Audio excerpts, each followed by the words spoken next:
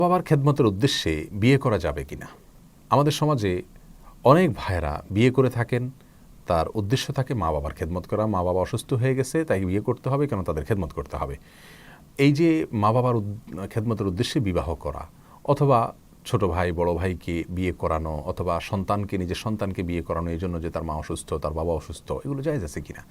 এই প্রশ্নের উত্তরে বলবো যে বিয়ের মৌলিক উদ্দেশ্য এমনটি হওয়া মোটেও উচিত নয়। কারণ স্ত্রী তিনি স্বামীর সংসারে আসবেন স্বামীর মা বাবার কাজের মেয়ে হয়ে, তাদের সেবিকা হয়ে, এটা কিন্তু ইসলামের দৃষ্টিতে মোটেও সঠিক নয়।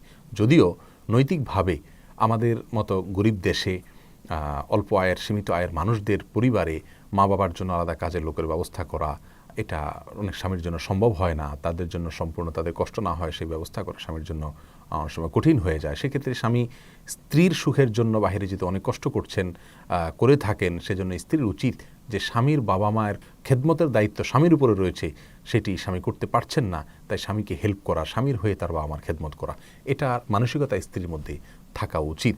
সেটা ভিন্ন কথা।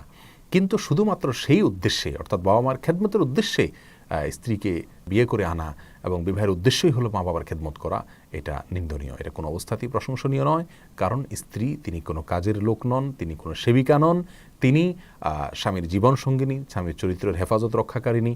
তিনি বাবা মায়ের কাজের লোক হিসাবে যদি তাকে ইউজ করা হয়, তাহলে সেটি অন্যায় হবে।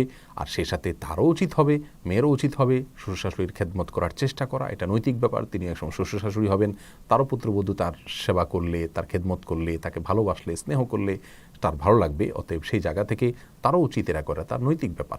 কিন্তু ইসলামের দৃষ্টিতে তার জন্য এটা বাধ্যবাধকতা নেই। বিধায় শুধুমাত্র মা বাবার খেদমতের উদ্দেশ্যে বিয়ে করা অথবা বিয়ে করানো এটা উচিত না, এটা প্রশংসনীয়। বিয়ের মৌলিক যে উদ্দেশ্য রয়েছে ইসলামী শরিয়াতে, তার সাথে এর কোনো সম্পর্ক নেই। আল্লাহ তাআলা আমাদের সকলকে প্রত্যেকটি কাজকে শুদ্ধরূপে করার তৌফিক দান করুন।